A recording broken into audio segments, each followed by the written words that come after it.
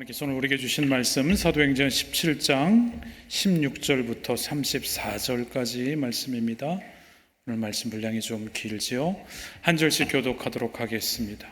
바울이 아덴에서 그들을 기다리다가 그 성에 우상이 가득한 것을 보고 마음에 격분하여 그 당에서는 유대인과 경건한 사람들과 또 장터에서는 날마다 만나는 사람들과 변론하니 어떤 에피쿠로스와 스토아 철학자들도 바울과 쟁론할세 어떤 사람은 이르되 이 말쟁이가 무슨 말을 하고자 하느냐 하고 어떤 사람은 이르되 이방 신들을 전하는 사람인가 보다 하니 이는 바울이 예수와 부활을 전하기 때문이로라. 그를 붙들고 골로가고로 가며 말하기를 내가 말하는 이 새로운 가르침이 무엇인지 우리가 알 수 있겠느냐. 내가 어떤 이상한 것을 우리 귀에 들려주니 그 무슨 뜻인지 알고자 하노라 하니 모든 아덴 사람과 거기서 나그네 된 외국인들이 가장 새로운 것을 말하고 듣는 것 이외에는 달리 시간을 쓰지 않음이더라. 바울이 아레오바고 가운데 서서 말하되 아덴 사람들아 너희를 보니 범사에 종교심이 많도다. 너희가 위하는 것들을 보다가 알지 못하는 신에게라 새긴 단도 보았으니 그런즉 너희가 알지 못하고 위하는 그것을 내가 너희에게 알게 하리라. 우주와 그 가운데 있는 만물을 지으신 하나님께서는 천지의 주제시니 손으로 지은 전에 계시지 아니하시고 또 무엇이 부족한 것처럼 사람의 손으로 섬김을 받으시는 것이 아니니 이는 만민에게 생명과 호흡과 만물을 친히 주시는 이심이라. 인류의 모든 족속을 한 혈통으로 만드사 온 땅에 살게 하시고 그들의 연대를 정하시며 거주의 경계를 한정하셨으니 이는 사람으로 하나님을 더듬어 찾아 발견하게 하려 하심이로다. 그는 우리 각 사람에게서 멀리 계시지 아니하도다. 우리가 그를 힘입어 살며 기동하며 존재하느니라. 너희 시인 중 어떤 사람들의 말과 같이 우리가 그의 소생이라 하니 이와 같이 하나님의 소생이 되었은즉 하나님을 금이나 은이나 돌에다 사람의 기술과 고안으로 새긴 것들과 같이 여길 것이 아니니라. 알지 못하던 시대에는 하나님이 간과하셨거니와 이제는 어디든지 사람에게 다 명하사 회개하라 하셨으니 이는 정하신 사람으로 천하를 공의로 심판할 날을 작정하시고 이에 그를 죽은 자 가운데서 다시 살리신 것으로 모든 사람에게 믿을 만한 증거를 주셨음이니라 하니라. 그들이 죽은 자의 부활을 듣고 어떤 사람은 조롱도 하고 어떤 사람은 이 일에 대하여 내 말을 다시 듣겠다 하니 이에 바울이 그들 가운데에서 떠났습니다. 우리 같이 봉독하겠습니다. 몇 사람이 그를 가까이하여 믿으니 그 중에는 아레오바고 관리 디오누시오와 다말이라 하는 여자와 또 다른 사람들도 있었더라. 아멘.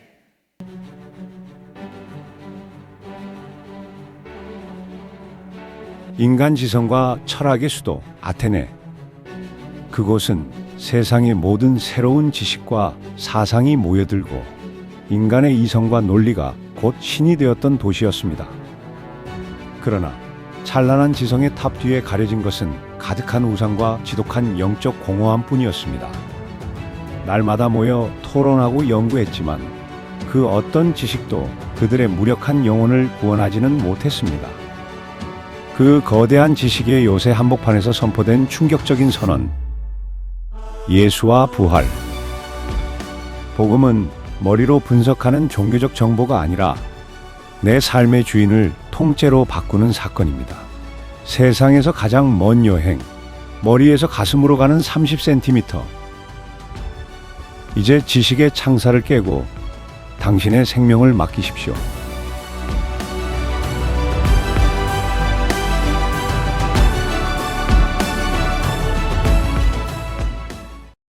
할렐루야. 오늘 예배 자리에 함께 하신 모든 분들께 머리로만 아는 신앙이 아니라 가슴으로 믿고 삶으로 살아내는 믿음의 은혜가 있길 주님의 이름으로 축원드립니다. 여러분, 세상에서 가장 먼 거리가 어디일까요? 어떤 철학자가 이렇게 말했죠. 머리에서 가슴으로 가는 그 가슴까지의 거리 30cm. 우린 참 많은 걸 알고 있습니다. 그러나 안다고 해서 반드시 믿는 것은 아니지요. 진리를 이해하는 것과 진리 앞에 각자의 삶이 변화되는 것은 전혀 다른 차원의 또 다른 이야기죠. 어쩌면 이 30cm의 거리가 지구 한 바퀴보다 더 멀 수 있습니다. 오늘 본문에 등장하는 아테네는 세계 최고의 지성의 도시였어요. 소크라테스, 플라톤, 아리스토텔레스의 철학이 예수님 당시까지, 사도 바울 이 당시까지 거의 400여 년 동안 살아 숨쉬던 곳이었고, 파르테논 신전은 세계 7대 불가사의라고 일컬어질 만큼 인간의 이성과 예술의 절정을 보여주는 곳이기도 했죠. 영국의 그 브리티시 뮤지엄의 안에 가보면 그 안에 파르테논 갤러리가 있습니다. 그리스에 있는 파르테논 신전과 똑같은 사이즈로 갤러리를 만들고 거기서 그 그리스에서 파르테논 신전에서 떼온 부조물들과 조각상들을 동일하게 배치해 있죠. 원본은 영국에 있다는 거예요. 거기 그 모습을 보면 그 영광의 흔적들이 오롯이 전시되어 있습니다. 그러나 바울이 아테네에서 본 것은 지성의 영광이 아니라 영혼의 공허함이었다라는 거예요. 바울은 그 아테네 도시 한복판에서 질문합니다. 많이 안다고 해서 정말 하나님을 아는 것인가?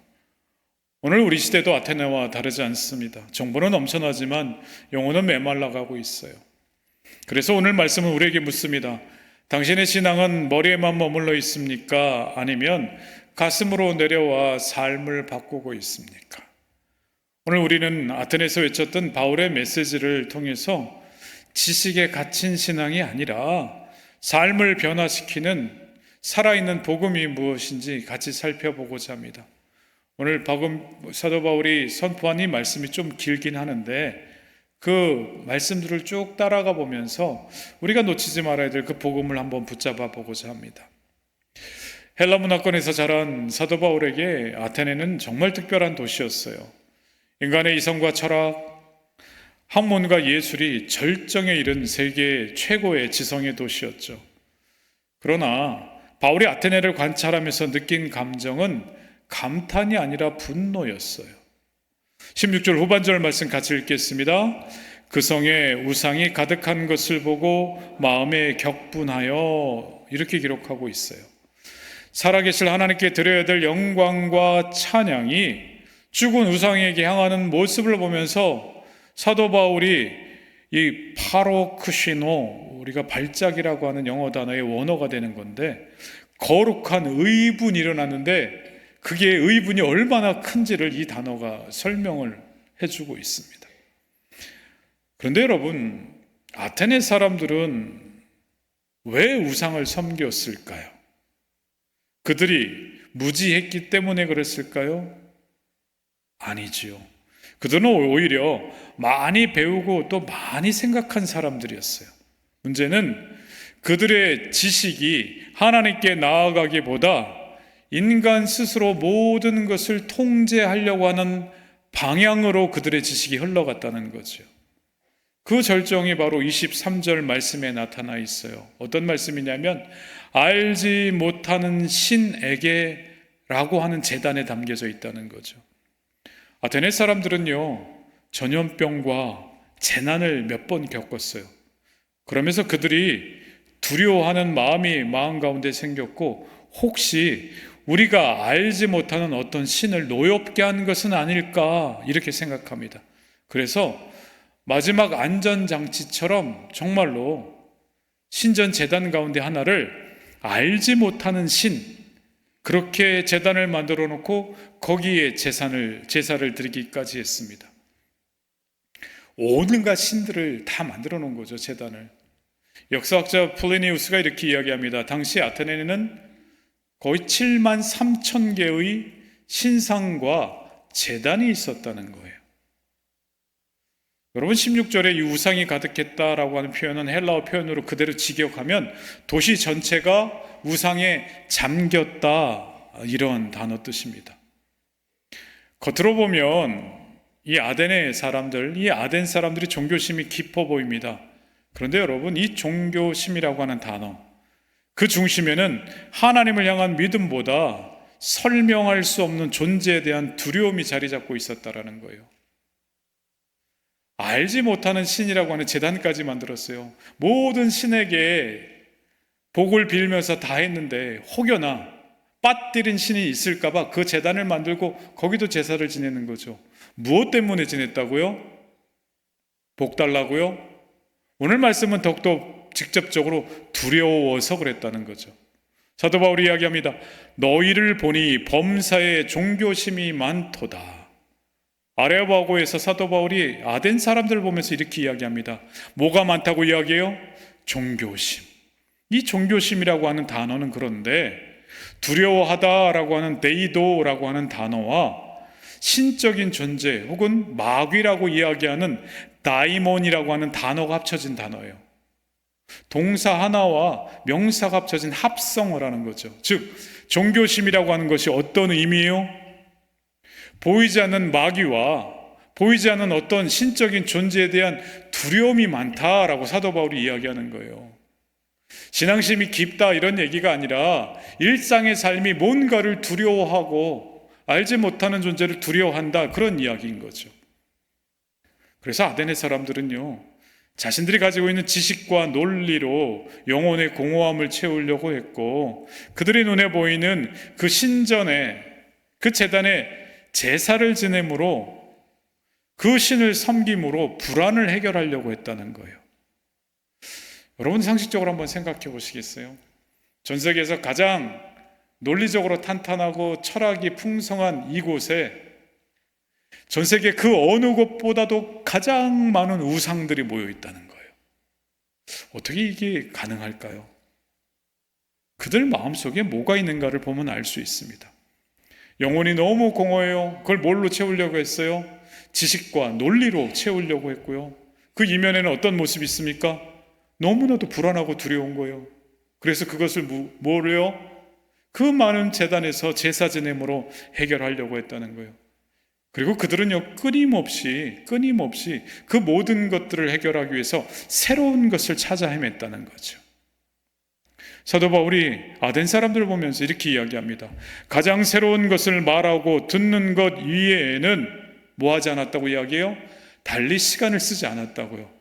그런데 21절 앞에 보면 아테네의 모든 사람들과 심지어 그 아덴에 있는 외국에서 온 사람들까지도 그랬다는 거죠. 오늘 우리 시대도 다르지 않아요. 매일 새로운 정보와 자극을 찾아다닙니다. 배우고 듣고 소비하지만 이상하게도 마음은 더 번주하고 더 공허합니다. 정보는 넘쳐나는데 삶은 변하지 않아요. 여러분, 이것이 지식에 갇힌 신앙의 비극입니다. 아테네의 비극도 여기 있었어요.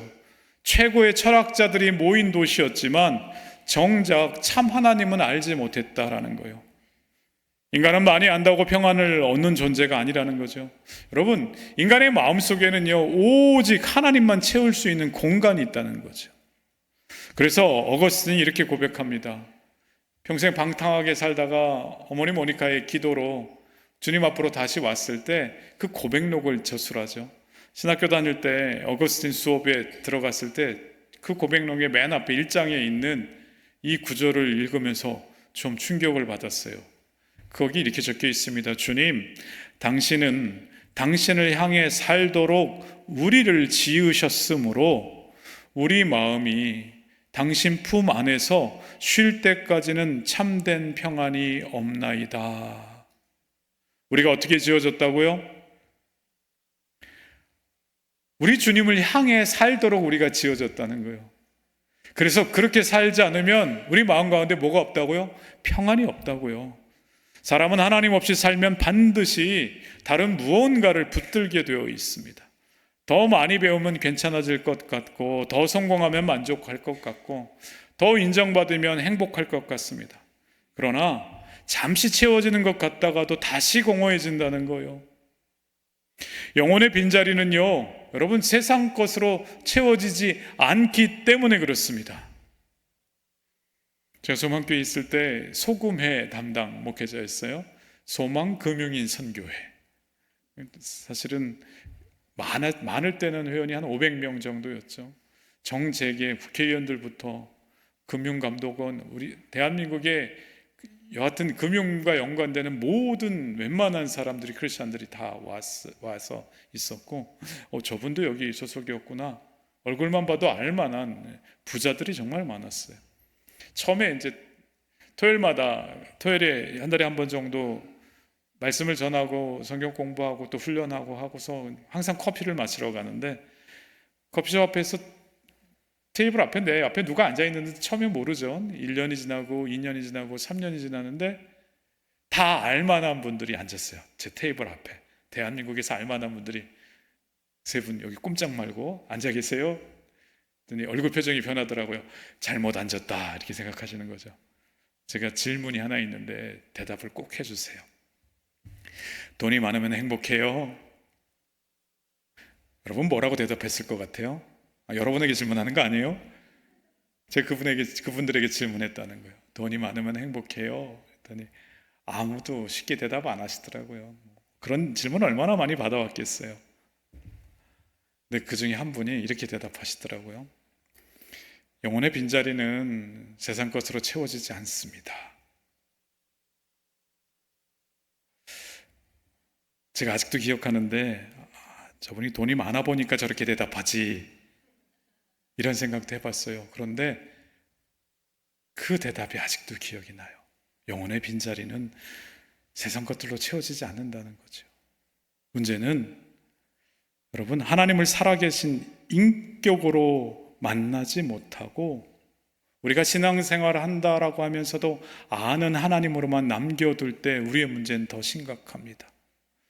교회 밖의 세상에 있는 분들은요, 하나님을 살아계신 인격으로 만나지 못해서 그런다 하지만 신앙생활을 하는 우리들 가운데는요, 인격으로 만난 하나님이 아니고 아는 하나님으로만 머물 때도 있다는 거예요. 머리로는 하나님을 설명할 수 있는데 마음은 여전히 불안합니다. 설교는 많이 들었는데 삶은 변하지 않아요.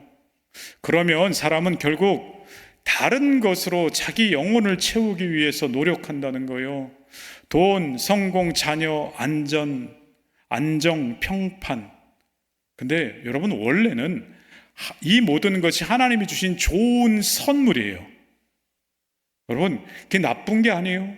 하나님이 우리에게 주신 좋은 선물들이라는 거죠. 그런데 그것을 하나님보다 더 의지하는 순간 우상으로 변해버린다는 거예요.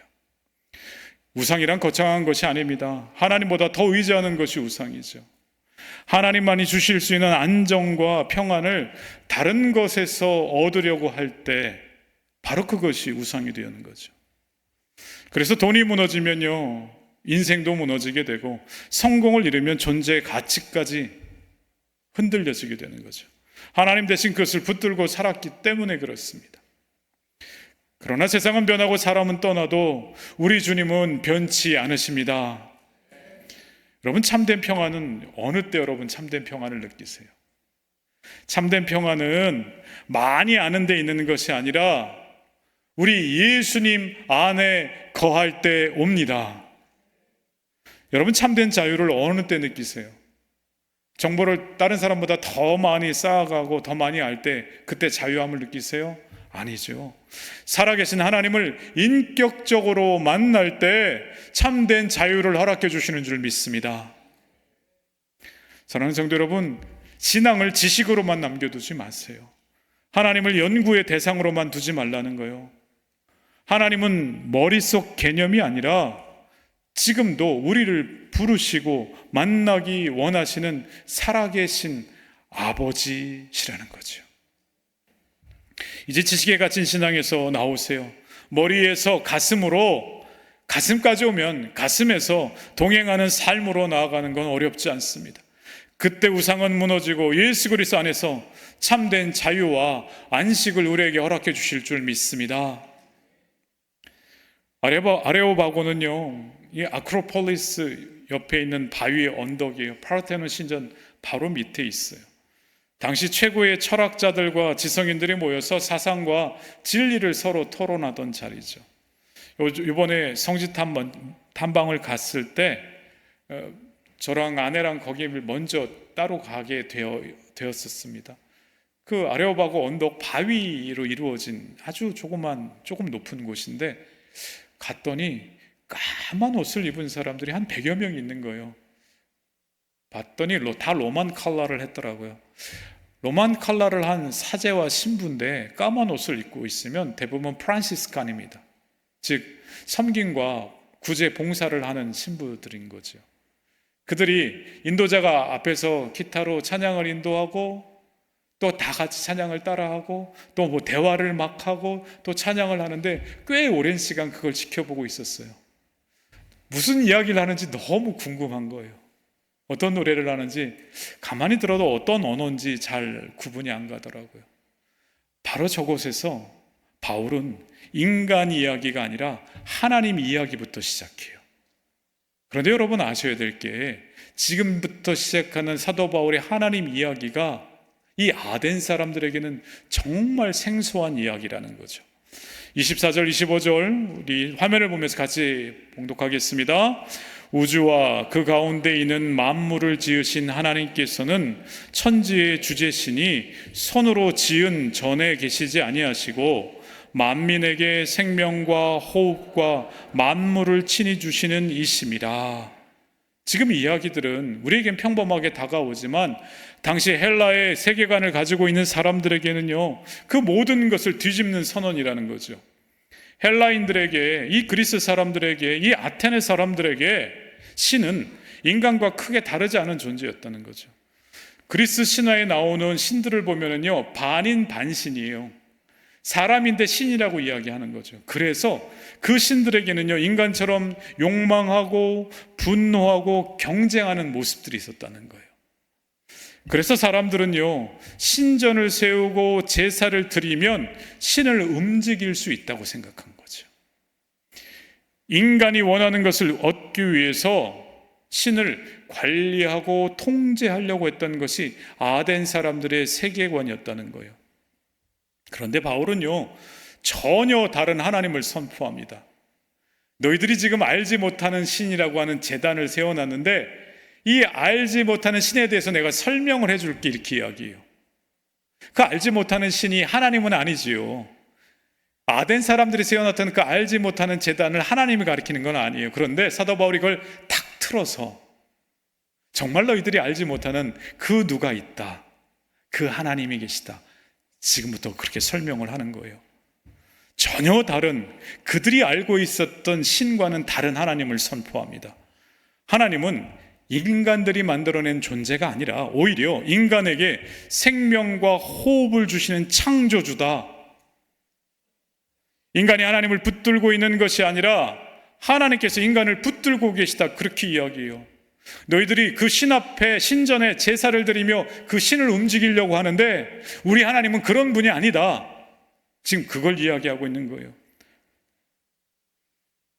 여러분, 아덴 사람들이 가졌던 그 신관, 내가 뭔가를 열심히 함으로 그 신을 움직여서 나에게 복 주게 만들려고 하는 그 생각, 그것은 사실 오늘 우리 시대도 크게 다르지 않다는 거예요. 사람은 하나님을 믿지 않는다고 해서 아무것도 믿지 않는 존재다, 그렇게 이야기할 수 없어요. 25년도 한국 갤럽이 조사한 대한민국, 미국도 거의 비슷한 것 가운데 하나인데 종교를 갖고 있는 사람들이 50%가 안 돼요. 즉 무종교인이 50%가 넘어요. MZ세대라고 일컬어지는 친구들은요 70몇 %가 종교가 없대요. 그런데 여러분, 종교라고 하는 건 우리가 전통적으로 알고 있는 종교가 없을 뿐들이지 그들이 믿고 있는 게 없다라고 하는 이야기는 아니라는 거죠. 그들은 종교 이상으로 믿고 붙들고 있는 것들이 있다는 거예요. 사람은요, 내가 반드시 다른 무언가를 붙들고 살아가는 존재라는 거죠. 아까도 말씀드렸듯이 돈, 성공, 인정, 쾌락, 그리고 요즘 가장 많이 붙들고 있는 자기 확신, 이걸 붙들고 살아간다는 거예요. 문제는 인간은 결국 자신이 붙들고 있는 것에 의해서 지배를 당한다는 거예요. 그래서 하나님께서는요, 이스라엘을 향해서 이렇게 말씀하십니다. 열왕기하 17장 말씀 우리 한번 같이 봉독할게요. 허무한 것을 뒤따라 허망하여졌도다. 영어로 보면 worthless idol, 정말 가치 없는 우상을 따라가서 그들이 뭐가 됐다고요? 가치 없는 사람이 되어버렸다는 거예요. 사람은 자신이 예배하는 대상을 닮아갑니다. 우리가 무엇을 예배하는지 여러분 유심히 봐야 돼요. 무엇을 따라가는지 유심히 보셔야 됩니다. 그래서 여러분, 우리가 주님을 예배하는 이 예배에 여러분 목숨을 걸어야 됩니다. 아멘. 하나님을 예배하는 자는요, 정말 하나님을 예배하는 자는요, 그 외 그 어떤 것도 잘못되지 않지만, 하나님을 예배하지 않는 자는요, 정말 하나님을 예배하지 않는 자라고 하면 그 사람은요, 그 어떠한 행동도 하나님의 일이 아니게 된다는 거죠. 제 얘기가 아니고 김병사 목사님이 예배 컨퍼런스 이렇게 말씀하시는데 제가 외울 정도로 가슴에 와서 박히더라고요. 여러분, 예배에 실패하면 안 돼요. 일주일에 주일에 한번 예배드리고 목장에서 예배드리고 가정에서 예배드리고, 우리는 너무나 많은 예배 홍수 속에 살고 있어서 그저 그렇게 지나갈 때가 많이 있습니다. 예배드리면서 내가 하나님을 떠나 헛된 것을 붙들고 습관처럼 드리고 있는지, 아니면 정말로 나는 무엇을 붙들고 살아가고 있는지 늘 스스로에게 질문해야 됩니다. 바울이 여기서 이제 복음의 핵심을 이렇게 선포해요. 사람으로 혹 하나님을 더듬어 찾아 발견하게 하려 하심이로되, 여기서 더듬어 찾는다라고 한 표현은요, 어둠 속에서 손으로 길을 찾아간다, 그런 이야기예요. 인간은요, 하나님을 찾으려 한다는 거예요. 뭘로 찾으려고 해요? 철학으로 찾으려고 하고, 종교로 찾으려고 하고, 도덕으로, 심지어는요 성공으로 하나님을 찾으려고 해요. 내가 성공하면 그때 예배 드릴게, 그때 교회 나갈게. 그러나 죄로 인해서 인간은 스스로 하나님께 이를 수 없다는 거죠. 그래서 이 인간의 손이 하나님께 닿지 못한다는 거예요. 사도 바울이 그 이야기를 하는 거죠. 그런데 복음은 놀라운 반전을 우리에게 선물합니다. 인간이 하나님께 올라간 이야기가 아니라 복음은 하나님께서 인간에게 내려오신 이야기라는 거예요. 아테네는 인간의 지성과 철학으로 하늘에 닿으려고 했던 도시예요. 그러나 복음은 하늘에 하나님께서 인간에게 직접 찾아오신 사건이라는 거죠. 그래서 사도 바울은 담대하게 선포합니다. 뭐라고요? 그는 우리 각 사람에게서 멀리 계시지 아니하도다. 하나님인데 누굴 이야기하는 거예요? 바로 하나님 대신 예수 그리스도, 성육신하신 우리 예수님을 이야기하고 있는 거죠. 미켈란젤로의 천지창조를 보면 왼쪽 밑에 있는 저 중간에 있는 아담의 손이요 축 쳐져 있어요. 힘없이 아래로 쳐져 있죠. 인간은 스스로 하나님께 닿을 수 없는 존재라고 하는 것을 보여주는 것 같습니다. 그러나 오른쪽에 있는 그 하나님의 손은요, 인간을 향해서 먼저 뻗어가고 있는 모습이에요. 여러분, 이게 복음이라는 거예요. 아멘. 지금 사도 바울이 그 얘기를 하고 있는 거죠. 인간이 하나님을 붙든 것이 아니라 하나님께서 인간을 먼저 붙드신 사건, 그게 너희들이 알고 있는 이 수많은 신들과 하나님이 다른 점이다 라고 이야기하는 거죠. 그렇다면 여러분, 이 하나님 손에 붙들린 우리는 어떻게 살아가야 할까요? 이제 우리도 세상을 향해서 손을 내밀어야 한다라는 거예요. 하나님께서 우리에게 먼저 찾아오셨듯이 교회 역시 세상 속으로 들어가야 한다는 거예요. 초대교회는요, 세상과 단절된 공동체가 아니라 세상 속으로 파송된 공동체다, 본인들의 정체성을 그렇게 이해하고 있었어요. 세상 속에서 예수 믿는다라고만 해도 처형받는 그 상황 속에서 본인들은요, 세상 속으로 파송된 신앙 공동체다, 그렇게 생각했다는 거죠.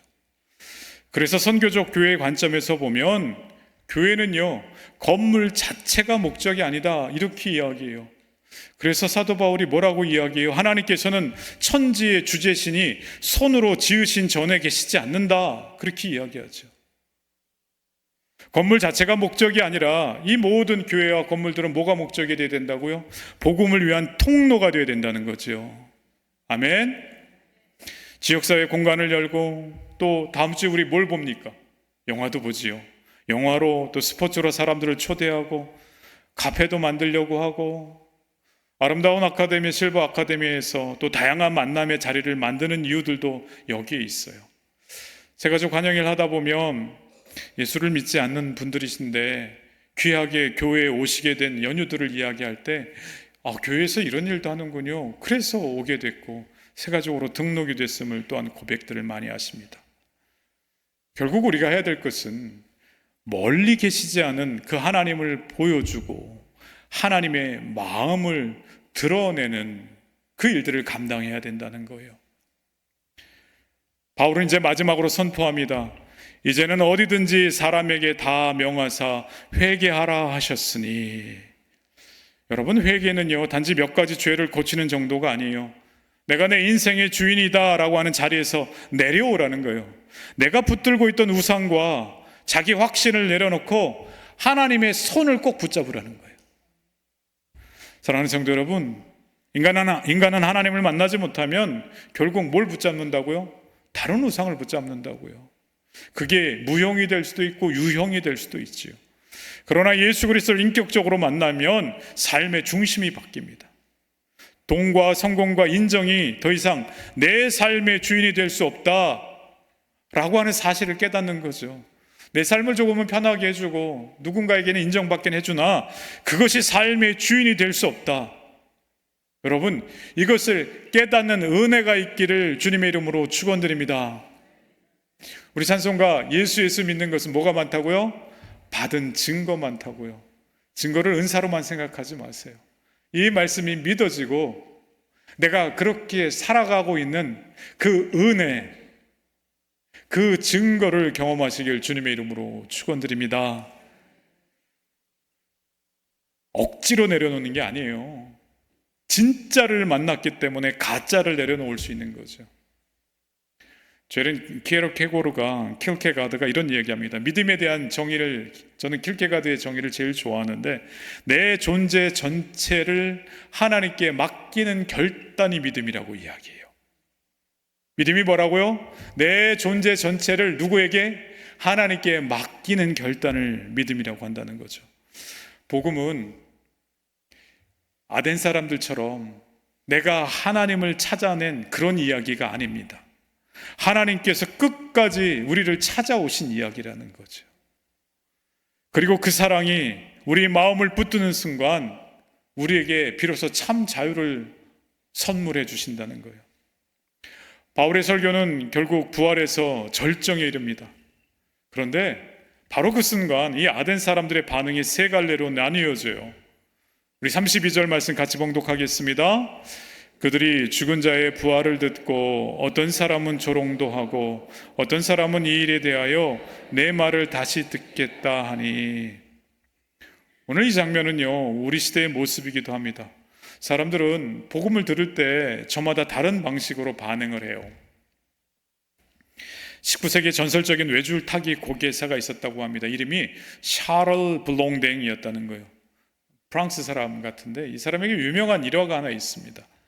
나이아가라 폭포 위에서 캐나다에 프랑스 사람들이 많이 살았으니까 그 외줄을 걸어놓고 거기를 막대기 하나 들고 자유롭게 왔다 갔다 건너는 거예요. 그때마다 사람들이 처음에 놀라서 보다가 나중에는 환호를 보냅니다. 매일 왔다 갔다 하고 그게 일상처럼 보일 정도인 거죠. 어느 날 그가 관중들에게 물어봅니다. 뭐가요? 뭘 물어봐요? 벼랑간이 유모차를요, 그 19세기 유모차를 하나 들고 그 줄까지 올라가서 유모차를 들고서 물어봅니다. 제가 이 유모차를 밀고 이 나이아가라 폭포를 건널 수 있겠습니까? 라고 질문해요. 그랬더니 그걸 거의 자주 보던 사람들이 뭐라고 대답했습니까? 믿습니다. 거의 아멘 하다시피 한 거죠. 그랬더니 그 블롱댕이 질문을 하나 더 합니다. 한 사람을 딱 가리키면서 그러면 당신이 이 유모차에 타십시오. 순간 군중들은 조용해졌다는 거예요. 머리로는 믿었지만 자기 생명을 맡길 만큼 신뢰하지는 못했던 것이죠. 아테네 사람들도 마찬가지였다는 거예요. 바울의 말은 들었지만 부활 앞에서 각기 다른 반응을 보였습니다. 첫 번째 부류는요, 조롱하는 사람들이었어요.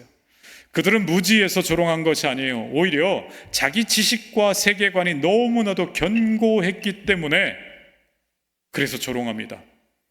헬라 철학의 가장 큰 특징 가운데 하나는 뭐냐면 육신은 굉장히 낮은 것으로 영혼은 고귀한 것으로 여깁니다. 그런데 사도 바울이 선포한 게 뭐예요? 몸의 부활을 선포해요. 그들의 상식으로서는 받아들일 수 없는 이야기였다는 거예요. 결국 그들은요, 자기 생각의 틀 안에 갇혀서 복음을 거부합니다. 성경은요, 이러한 상태를 견고한 진이라고 표현합니다.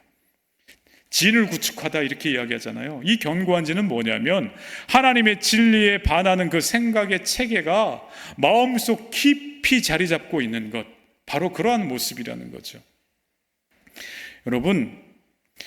여러분이 생각하기에 예배에 관해서 아까 말씀드렸는데, 예배의 성공은 어느 때 예배의 성공이라고 할 수 있습니까?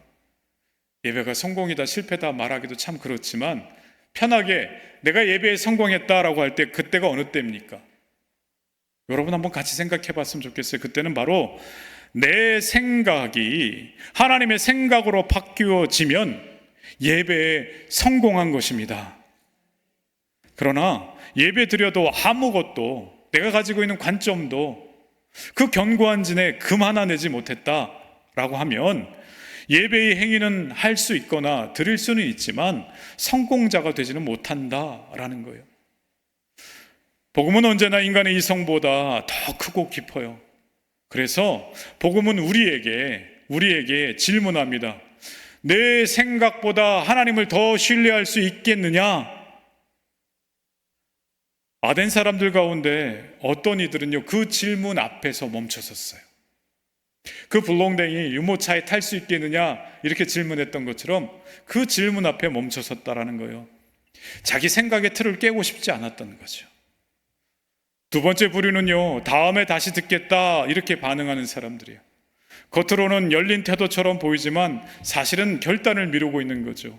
복음을 삶의 문제로 받아들이지 않고 연구 대상으로만 남겨둔 거예요. 조금 더 생각해 보겠습니다. 나중에 믿겠습니다. 그들은 관심은 있었지만요, 여러분 순종하지 않았어요. 감탄은 했지만 무릎 꿇지는 않았어요. 오늘 우리도 그럴 수는 있습니다.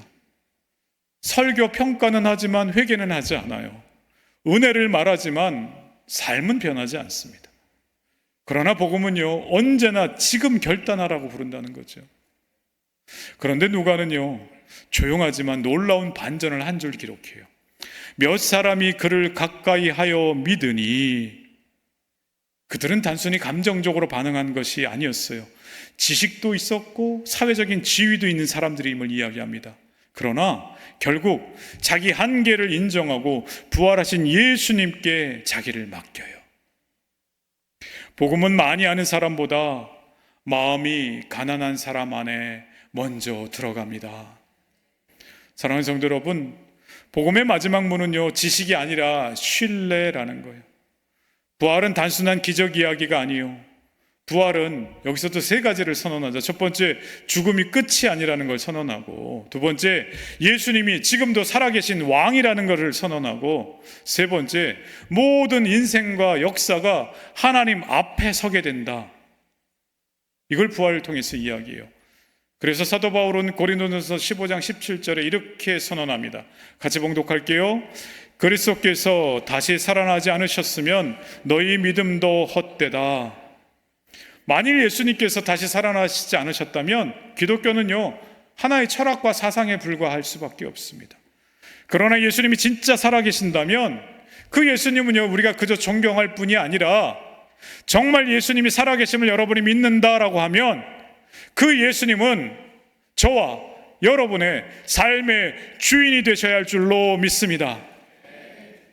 그래서 복음은요, 단순히 정보를 더하는 것이 아니라 삶의 주인이 바뀌는 사건이에요. 지난주에 퀸즈 한인교회에서 세계 선교사 대회가 있었죠. 거기서 아름다운 교회 파송 선교사님, 신종 선교사님까지 세 분 가정을 만나게 됐어요. 각자 따로 만나면서 이야기를 나눌 때 어떤 선교사님은 군대 갔다 와서 30여 년 동안 선교지에 있음을, 복음을 들어서 알게 됐어요.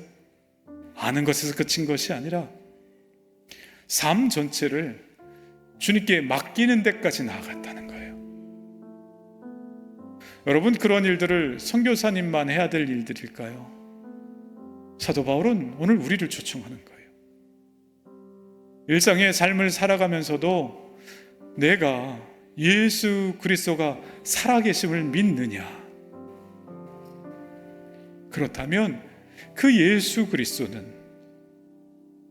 내 삶의 주인이 되어야 한다. 오늘 성령 강림절입니다.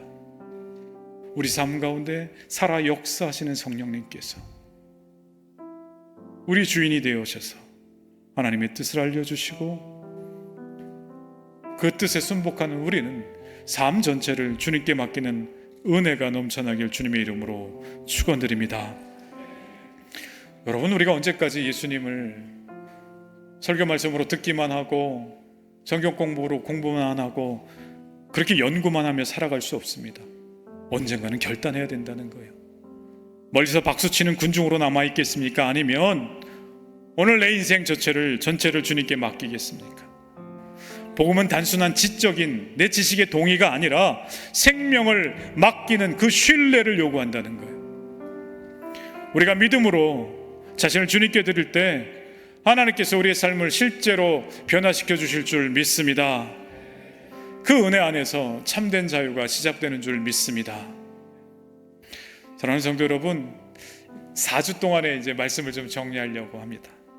지난 4주 동안 성지 탐방 갔다 온 사진들과 또 영상들을 보면서 환경에 갇히고 형식에 갇히고 성공에 갇히고 오늘 지식에 갇힌 인간의 모습을 함께 봤습니다.